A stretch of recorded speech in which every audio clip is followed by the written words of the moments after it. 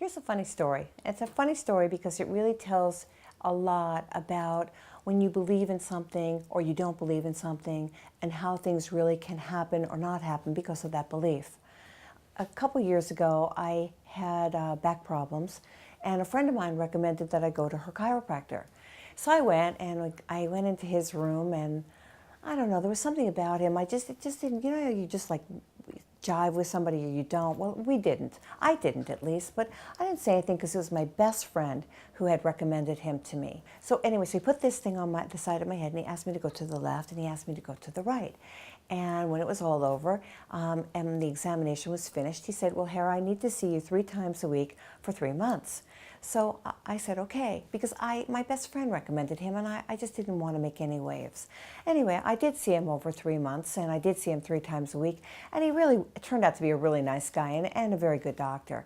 So at the end of my time with him, he put this thing back on my neck, and he said, Hara, go to the left and go to the right. So I did.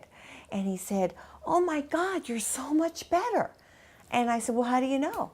And he said, well, because when I first met you and you put that thing on your neck, you could hardly go to the left and hardly go to the right. And I said, oh, no, no. I said, when I first met you, I could do that.